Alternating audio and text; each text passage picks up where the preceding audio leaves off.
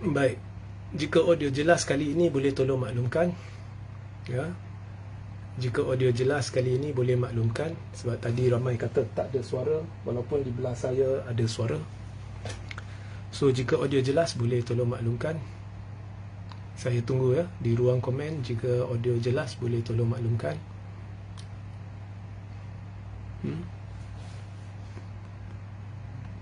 Ya. So tadi saya buat live, ada yang merungut tak ada suara. So tolong, jika audio jelas boleh tolong maklumkan di ruang komen ya. Saya nak tahu. Ya. So message dan beritahu, tolong audio jelas tak? Boleh dengar tak? Ya. So sementara tunggu komen ni, saya mulakan ya. Assalamualaikum, salam sejahtera. Okey, terima kasih Bob Dianti. Itu sahaja saya nak dengar ya. Okey. So terima kasih Azizul ya. Okey. Tajuk kita hari ini adalah kejutan kuasa ketiga pada PRU 16 ya. Okey. Okey. Apa maksud saya ya? So malam tadi saya membuat satu live, actually 1.29 pagi lah, awal pagi tadi. Tajuk dia tekan butang reset pada PRU 16. Jadi rata-ratanya semua orang yang dengar boleh faham. Tetapi ada juga yang keliru. Maksudnya jalan cerita dia kata tidak cukup terperinci. So bila saya imbas kembali, saya lihat kembali, betul jugalah. Okay. So saya membuat keputusan, saya akan membuat satu live penjelasan yang tertib supaya awak faham satu formula kejutan kuasa ketiga PRU 16. Saya nak semua pakar analisa dari PH, dari PN dan sebagainya dengar, dan dan saya nak tahu jika mereka, apa pendapat mereka. Saya pastikan kepada anda, jika formula ini dituruti, akan berlaku kejutan besar pada PRU 16, iaitu kejutan kuasa ketiga, dan ini akan ubah lanskap politik Malaysia secara terus, dan ini akan menjadi satu butang reset. Okay? Now, benda ni dah lama bersama saya. Dah lama dah. Dulu saya ni perikatan kan. Sekarang pun saya memang pro perikatan lah, bukannya taksub perikatan. Tapi saya lebih rasional dari sudut pendekatan saya bila bercakap ini adalah di tengah. Awak pun dah nampak ya. So I'm not going to do a live and live macam ni lah. Live macam ni yang membincangkan hala tuju dan sebagainya. Saya takkan buat mendewa-dewakan perikatan ke PH ke, tak ada. Di tengah ya. So yang dengar ni semuanya PH, semuanya perikatan ya. Boleh dengar dan boleh nilai ya. Dan apa yang saya akan cadangkan membawa manfaat kepada semua. So apakah formulanya? Tunggu sampai akhir. Okey? Tapi secara ringkas, perlu fikir di luar kotak. Okay. Nah, untuk anda memahami apa yang saya nak sampaikan sebagai formula kuasa ketiga yang boleh bawa kejutan besar pada PRU 16, ada sedikit latar belakang yang ingin saya sampaikan.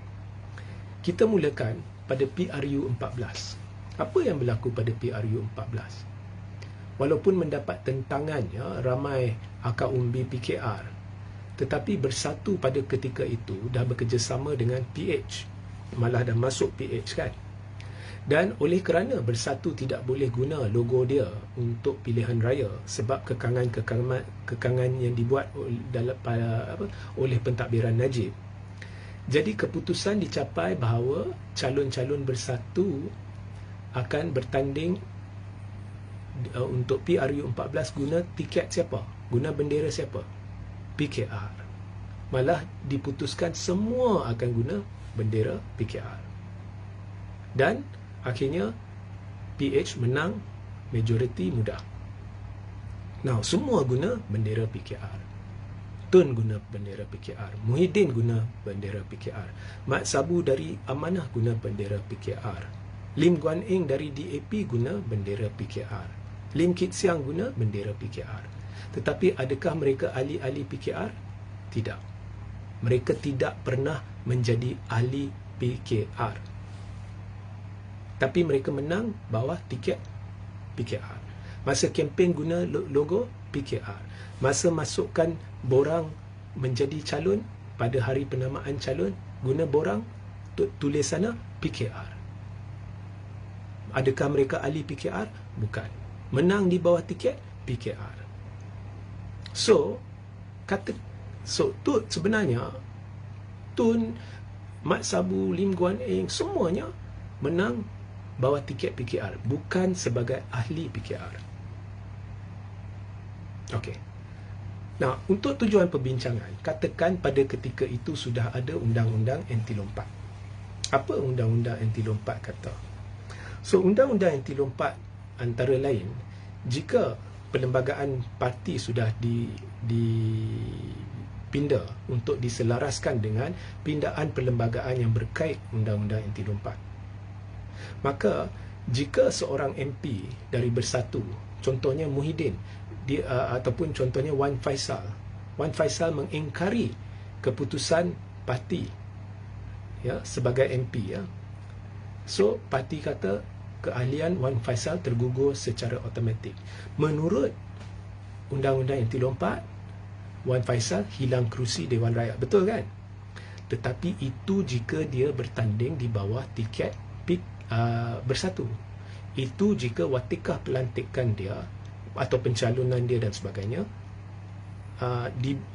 oleh Bersatu. Tetapi adakah Wan Faisal bertanding di bawah tiket Bersatu?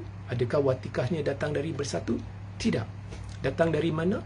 PKR. Datang dari siapa? Presiden PKR, Wan Azizah. So watikah dia dari PKR. So maknanya jika Bersatu membuat satu keputusan dan, ya, kita anggap, ya, undang-undang anti lompat dah wujud masa itu. So, buat satu keputusan dan Wan Faisal sebagai MP mengingkari keputusan itu. Bersatu kata MP perlu buat macam ni, tapi Wan Faisal mengingkari dan Bersatu marah. Bersatu kata, okey, Wan Faisal no more. Dia tergugur automatik sebagai ahli Bersatu. Adakah Wan Faisal perlu kosongkan kerusi Dewan Rakyat? Tidak. Kerana dia menang bawah tiket PKR. Okey. So, parti boleh marah dia. Parti boleh tindakan gugurkan dia, bukan lagi dianggap gugur, dianggap pecat. Ya. Sama juga seperti yang berlaku di Sabah. Ada 4 adun, akhirnya mereka telah keluar Bersatu, tetapi mereka tidak perlu kosongkan kerusi dewan. Mengapa akhirnya keputusan memihak kepada adun itu? Sebab didapati mereka telah menang pilihan raya di bawah tiket GRS. Jadi oleh kerana mereka menang di bawah tiket GRS, mereka tidak perlu kosongkan kerusi. Nah, ada ya, faham? Okey. Kalau awak faham itu, okey, bagus. Sekarang kita masuk UMNO. Pada PRU15, UMNO, Zahid atau Barisan Nasional, semua MP atau pada masa itu calon-calon MP telah memasuki satu perjanjian dengan Zahid dan UMNO, di mana diputuskan bahawa untuk menjadi calon mereka masuk aku janji mereka tidak mereka akan turuti keputusan Zahid jenis gabungan yang akan dibentuk selepas PRU15. Maka Zahid buat keputusan, mereka beri mandat kepada Zahid. So sokong atau tidak Anwar, atau sokong atau tidak Muhyiddin ke apa ke, semua Zahid yang buat. Dan di dalam aku janji ni, jika MP-MP yang menang ni mereka keluar parti ataupun mereka ingkari keputusan Zahid, maka mereka perlu bayar 100 juta. Now, sebelum ni saya beritahu bahawa perjanjian ini tidak berperlembagaan dan MP-MP tak perlu takut. Sebab apa? Apa jua perjanjian tidak boleh atasi perlembagaan persekutuan, dan dalam perlembagaan persekutuan MP-MP ada hak berperlembagaan untuk menentukan siapa mereka sokong sebagai PM. Namun saya baru sedar sebenarnya 100 juta ini membabitkan satu bond. Nah, bila membabitkan bond dan dana bond ini, dana berkaitan dengan bond ini sudah dibelanjakan masa kempen pilihan raya, maka MP-MP bukan hanya tertakluk secara terus kepada perjanjian itu, tetapi juga kepada undang-undang berkaitan dengan bond itu. Jadi dari sudut perlembagaan, okey, kita boleh argue, ya, tak payah takut dengan perjanjian itu, aku janji itu, sebab tak ada perjanjian yang boleh atasi perlembagaan. Itu betul, itu hujah saya dulu. Tetapi saya baru sedar ia melibatkan bond. So, ada perbelanjaan berkait dengan bond itu untuk kempen-kempen MP-MP ini pada pilihan raya. Jika mereka melanggar perjanjian itu, menurut perjanjian itu mereka perlu bayar balik 100 juta. Di situ mungkin ada masalah. Dan jadi macam kes Zuraida Kamarudin. Okey, saya tak nak masuk mendalam isu ni, tetapi mungkin jadi masalah. Sekarang saya faham sikit mengapa MP-MP ni takut nak ambil langkah. Okey. Namun ada satu kes yang dibawa oleh UMNO melibatkan Adun Rembia. Adun Rembia ni telah masuk ke dalam PAS. Dia dari UMNO dan dia telah tanda tangani aku janji. Dan UMNO telah membuat surat tuntutan RM 100 juta berkait dengan bond itu. Ini adalah kes yang menarik. Kita nak lihat kesudahan kes, dan saya pasti semua MP UMNO yang tolak Zahid sedang meneliti kes ini untuk melihat kesudahannya. Perlu atau tidak Adun Rembia bayar balik bond 100 juta. Kerana jika tiba-tiba keputusannya ianya tidak relevan, maka mungkin berlaku langkah. So anyway, itu tak penting lah. So apa jua sekalipun, perjanjian ini tetap bagi saya tidak demokrasi, melanggari proses demokrasi kerana ia menidakkan hak berperlembagaan MP-MP untuk memilih Perdana Menteri. So oleh kerana melibatkan bond tak boleh buat apa-apa. Tapi kalau tak melibatkan bond, sekadar perjanjian nak bayar 100 juta, itu memang kita boleh anggap null and void, tidak efektif, ya. So dalam kes Zahid, ia berbeza. So jika MP-MP tidak menuruti kehendak Zahid, ya, maka mereka perlu berkemungkinan besar perlu bayar 100 juta, tapi tak perlu kosongkan kerusi, kerana sekalipun keahlian mereka dianggap tergugur oleh Zahid, tetapi dari sudut perlembagaan persekutuan, Zahid atau mana-mana perjanjian tidak boleh atasi hak berperlembagaan mereka untuk memilih PM. Maka mereka boleh kekalkan kerusi, cuma mereka takut, saya rasa, perlu bayar balik 100 juta. Okey. So ini isu dia dengan UMNO. So saya rasa semua MP bertumpu kepada kes Adun Rembia. Okey. Now, kalau saya Zahid, saya akan buat perjanjian itu sebegitu rupa, ianya akan ditulis di sana, MP-MP ni sampai bila-bila, bukan hanya PRU 15, PRU 16, 17, 18, asalkan korang MP UMNO ataupun calon UMNO, asalkan saya presiden, semua setuju, saya akan tentukan gabungan yang dibentuk, baru sign, baru saya akan jadikan kau calon, kalau saya Zahid.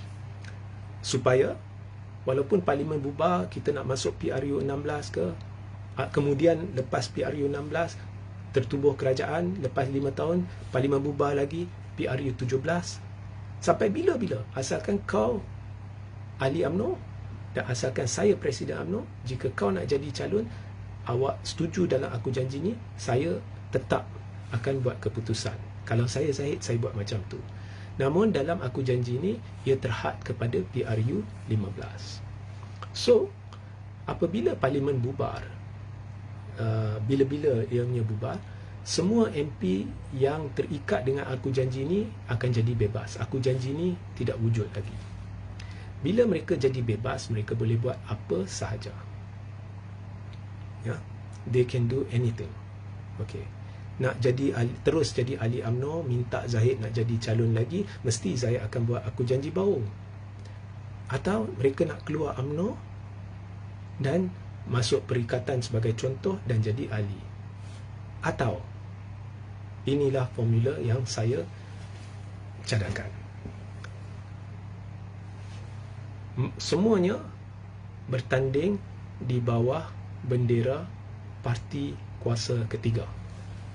So dari mana datangnya parti kuasa ketiga? Bukannya Perikatan Nasional, bukannya Pakatan Harapan, bukannya Pejuang, bukannya mana-mana parti yang sedia ada, tetapi ada parti-parti yang aktif dari sudut pendaftaran, masih aktif, tetapi tidak seolah-olah tidak berfungsi. Ada ramai duk pegang parti-parti sedemikian. Salah satu dari parti ini menjadi parti kuasa ketiga, dijenamakan semula, atau nak guna parti perpaduan ke, parti riset ke, apa ke. Okey. Dan semua MP-MP ini isytihar akan bertanding di bawah bendera parti itu. Isytihar awal-awal. Dalam pada parlimen dah nak bubar, masa tu isytihar. Okey. Dan bukan terhad kepada MP-MP UMNO. MP-MP UMNO, mana-mana MP-MP Bersatu, mana yang tak puas hati dengan kepimpinan sebagai contoh, kepimpinan Muhyiddin, mana-mana MP dari PAS, MP-MP dari DAP, ada yang baik. Jangan mudah tolak DAP, ada MP yang baik. Okey? DAP sebagai parti dengan individu-individu dua perkara berbeza. MP-MP dari ataupun calon-calon dari MCA, calon-calon daripada UMNO, Hishamuddin ke siapa ke semuanya, ya. Dari PKR pun mesti akan ada, atau bekas PKR, ya. Kemudian Amanah dan sebagainya. Cari 150 calon, pastikan 1/3 adalah heavyweight. Dan heavyweight ni jangan dari UMNO saja, atau jangan dari PAS saja, dari semua. Contohnya Anwar Musa, Hishamuddin, dari DAP Ong Kian Meng, dari PKR ini, dari yang berkaliber duduk di sana. 50 heavyweight yang akan jadi muka kuasa ketiga, yang akan jadi muka perpaduan baru, yang akan jadi muka riset. Balance 100 itu boleh ambil sesiapa sahaja, tapi kalau boleh cari lebih, yang mungkin ketua bahagian ke apa, cari dan masuk. Semua yang menjadi yang memutuskan nak bertanding di bawah bendera parti kuasa ketiga ni tak perlu tinggalkan parti masing-masing. Sama seperti Tun tidak tinggalkan Bersatu untuk bertanding di bawah bendera PKR. Muhyiddin tidak tinggalkan Bersatu untuk bertanding di bawah bendera PKR.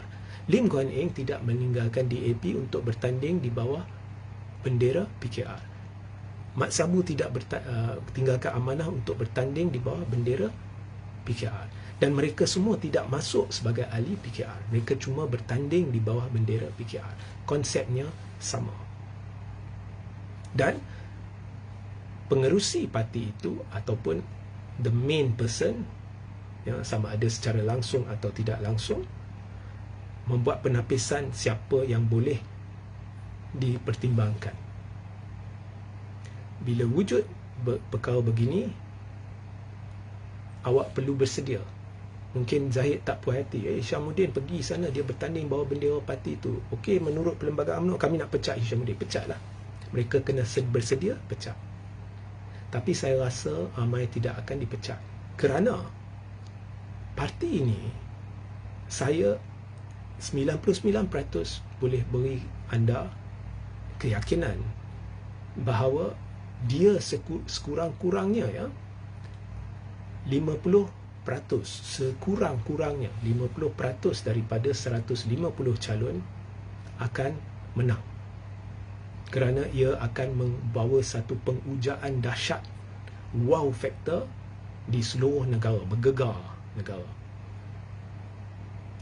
Orang dah lihat siapa dia UMNO, orang dah lihat siapa dia PH. Ada ramai yang fed up. Orang dah lihat siapa dia Perikatan Nasional. tiba-tiba wujud ni dan ada perwakilan dari semua itu pun yang baik-baik, ia akan bergegar. Saya yakin, teramat yakin, sekurang-kurangnya 40 hingga 45% orang Melayu akan sokong parti kuasa ketiga, dan sekurang-kurangnya 30% Cina akan sokong parti kuasa ketiga, menyebabkan parti kuasa ketiga akan menjadi kingmaker besar selepas PRU 16, dan dia akan tentukan siapa jadi kerajaan. Dan oleh kerana benda ni akan disedari oleh semua parti lain, mereka tidak semestinya akan pecat semua ahli yang memutuskan untuk bertanding di bawah bendera parti kuasa ketiga. Mungkin mereka mengambil pendekatan tunggu dan lihat. Kita tunggu dan lihat. Kalau parti kuasa ketiga ni menang besar, rugi kalau kita pecat ahli-ahli kita, mungkin boleh kerjasama. Okey.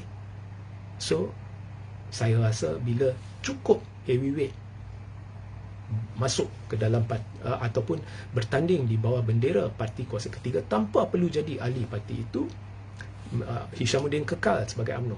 Saya nak pecat-pecatlah heavyweight dari, contohnya Anwar Musa kekal dengan PAS. Kalau nak pecat-pecatlah. Okay. Saya rasa ramai tidak akan dipecat. Tapi kalau pecat pun tak apalah. Tapi ramai tidak akan dipecat kerana jika menang besar, mereka akan mahu bekerjasama. Dan akhirnya parti kuasa ketiga akan tentukan siapa calon Perdana Menteri, ataupun menerusi parti kuasa ketiga itu akan tentukan siapa calon Perdana Menteri. Dan selepas itu, contohnya parti kuasa ketiga memutuskan dia bentuk kerajaan macam ni, macam tu, kita kerjasama dengan dia ni, dia tu dan sebagainya. Kemudian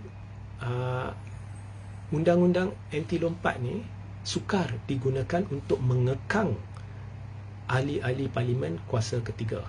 Kerana katakan selepas dia tertubuh kerajaan, UMNO tiba-tiba membuat keputusan semua MP perlu ikut satu dasar, tapi Hishamuddin tak ikut. So Hishamuddin telah langgar keputusan MKT. So MKT bermesyuarat, Hishamuddin automatik tergugur sebagai ahli UMNO, oleh itu dia perlu kosongkan kerusi. Perlu tak? Tak perlu. Sebab Hishamuddin bukan menang di bawah tiket Barisan Nasional. Dia tak masuk apa-apa aku janji. Dia menang bawah tiket parti kuasa ketiga. Jadi tindakan gugur Hishamuddin itu sebenarnya bukan pengguguran, ianya pemecatan.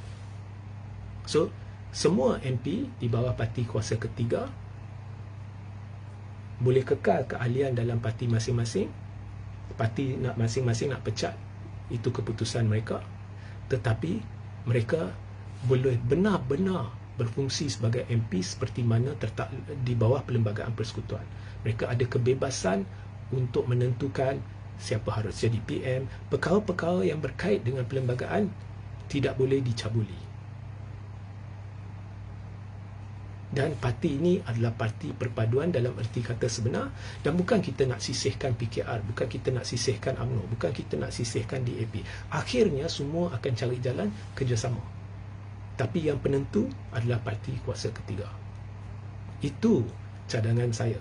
Jadi bolehkah mana-mana pemimpin atau kumpulan menjayakan perkara ini melibatkan individu-individu calon-calon dari semua parti, dari DAP, dari PKR, yang bersetuju dengan benda ni dan cukup 50 heavyweight?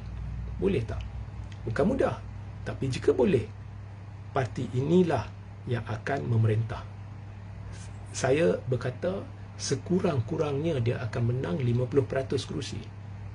Saya tak terkejut dia sapu terus, dia dengan sendirinya dapat majoriti. Cari juga ahli parlimen, calon-calon dari Sabah, Sarawak, ya. Saya tak terkejut dia menang majoriti terus. Okey, so ini bukan saya bagi idea ni kat UMNO ke kat PKR ke Kak Anwar ke, saya ni semua tengah dengar. Ini saya 99% yakin akan mengubah lanskap. Ini adalah formula bagi situasi di mana rakyat dah muak dengan semua. Okey. So, itu mesej saya sebenarnya apabila saya menjelaskan tekan butang reset. Saya maksudkan parti kuasa ketiga. Bila saya mula-mula ilhamkan perkara ni, sebenarnya sebaik selepas PRU 14. Tapi pada pihak yang saya ceritakan, ia masuk telinga kiri, keluar telinga kanan. So at the end of the day, I know mereka ada agenda masing-masing, jadi mereka tidak mahu layan. Ya. So inilah penyelesaian. Inilah yang akan mewujudkan perpaduan dalam erti kata sebenar. Dan kemudian parti-parti lain perlu buat keputusan lah. Nak kerjasama ataupun terus nak abaikan MP-MP yang dah menang dalam parti kuasa ketiga, nak pecat mereka dari parti, pecatlah. Tapi kalau pecat, maka parti-parti lain semuanya akan jadi minoriti, parti kuasa ketiga akan menjadi parti dominan. Ya. So tak payah jadi ahli, cuma bertanding bawa tiket parti itu. Okey. Nah, ini satu versi. Mungkin ada esok ada satu peguam akan kata yes, but you forgot one thing. Yeah, of course, maybe I made a mistake here or there. No? Itu boleh diperbetulkan, tapi konsepnya ialah parti kuasa ketiga melibatkan sekurang-kurangnya 50 MP, 50 ahli heavyweight, dan mereka akan menang. Cuba lihat Syahidan Kasim di Arau. Dia last minute dia keluar dari BN, masuk dia sebab ada masalah dengan Zahid, dia dipecat kot. Dia nak bertanding ya. So dia keluar BN, dia masuk perikatan dan dia bertanding. Seketui dia bawa semua pengikut dia dari UMNO menyokong dia dan dia menang balik di Arau. So UMNO pun letak calon dia di Arau, tapi calon dia kuat mana pun tak boleh lawan dengan Syahidan Kasim. So sebaik sebelum pembubaran seminggu 2 minggu, benda ni perlu dah settle everything dan umum. So kalau saya Anwar, saya pun nak libatkan diri dalam plan ini, sebab I know the possibility that others are going to do it. Kalau saya Zahid, saya pun nak libatkan diri dalam plan ni. Tapi akhirnya orang yang terbabit akan tentukan siapakah calon-calon yang boleh menjadi sebahagian dari parti kuasa ketiga. Nah, katakan Zahid dengar ni, Zahid, ini idea bagus. So Zahid nak terajui parti kuasa ketiga. Okey, dia terajui. Tapi watak Zahid tidak akan berjaya dapatkan sokongan daripada calon-calon DAP, walaupun dia bekerjasama, tapi takkan calon-calon PAS, mereka tak mahu. Calon-calon PKR, mereka tak mahu. So Zahid akan gagal kalau dia ketuai terajui benda ni. Kalau Anwar terajui, well, maybe dia boleh dapatkan sedikit sebanyak calon-calon UMNO. Of course, calon-calon Sabah, Sarawak dia mungkin boleh, tapi calon-calon PAS sukar. Kalau Tun terajui, saya tak terkejut dia berjaya dapatkan calon-calon dari Amanah, calon-calon tertentu dari PKR, calon-calon tertentu daripada DAP malah, ya, atau MCA. PAS bersatu tak usah cerita. Sabah Sarawak ni boleh cari, macam Warisan pun ada yang rapat dengan Tun, ya. So masing-masing ada kelemahan, masing-masing ada kekuatan.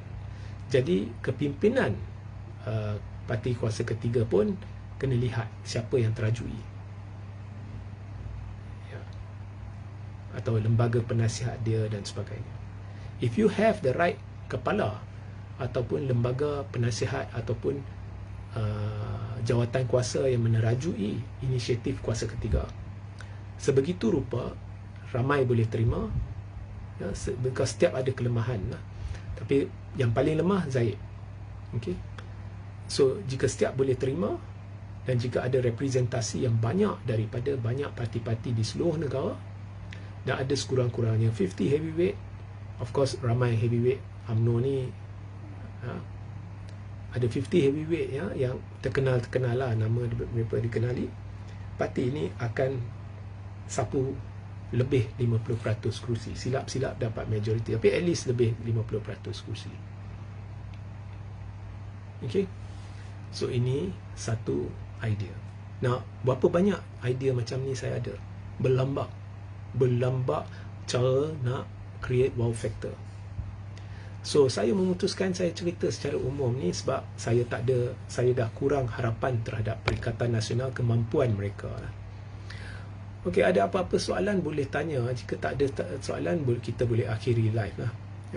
Now, lagi sekali ya, saya bukan anggap this is the best solution or whatever it is. I'm not making any claim. I'm just saying it is an idea. Kadang-kadang perlu fine tuning. Saya manusia, saya boleh lakukan kesilapan sini sana. Saya bersedia melakukan kesilapan dalam penyampaian saya untuk penambahbaikan diri saya daripada takut nak berkongsi. Jadi awak pun boleh berbincang, kemudian awak boleh perbaiki dan sebagainya. Mungkin pemimpin-pemimpin, kau tonton semalam tak? Macam mana kita nak halang benda ni? Anwar tiba-tiba cerita, kita macam-macam boleh buat. Tapi saya nak beritahu, Undang-Undang yang 24 parti ni ada banyak loophole. Salah satu loophole-nya ialah, contohnya kalau ikut cara ni, sebenarnya MP lebih kurang bebas untuk melakukan apa. Cuma mereka menang di bawah tiket parti itu, mereka tidak boleh tiba-tiba join parti lain, itu tak boleh lah. Tapi mereka kembali bebas untuk mentadbir berdasarkan perlembagaan persekutuan dalam erti kata sebenar. Mereka tidak terikat kepada kekangan kepartian. Zahid nak, okey Hishamuddin, kau buat macam ni. Hishamuddin kata, saya tak nak, saya menang bawah parti kuasa ketiga. Tak boleh buat apa. Jadi mereka benar-benar melaksanakan fungsi sebagai MP. Kalau dalam parti, mereka hanya melaksanakan fungsi sebagai ahli parti. Mereka tidak campur adukkan dua ini kerana mereka menang bawah tiket parti kuasa ketiga. Kalau Zahid tak puas hati, Zahid nak pecat-pecat lah. Tak akan ganggu mereka sebagai MP. Kalau contohnya Muhyiddin tak puas hati, dia pecat. MP dia pecat lah. So kita akan benar-benar dapat MP yang tidak terkongkong dengan kerenah-kerenah presiden-presiden parti. Kita benar-benar akan dapat Perdana Menteri yang dipilih rakyat atau dimaukan rakyat. Dan saya tak kisah jika Anwar terlibat dalam skim ini dan akhirnya Anwar terus menjadi Perdana Menteri, maknanya itu kita terimalah. Kalau tiba-tiba keputusan dibuat Zahid perlu jadi Perdana Menteri, kita terimalah. Okey. Tetapi inilah penyelesaian yang akan mengubah lanskap politik negara. Okay, so kalau tak ada soalan, kita akhiri live inilah sebab saya tengok tak ada soalan pun. So sehingga kita berjumpa di live seterusnya. Assalamualaikum, salam sejahtera, salam kuasa ketiga.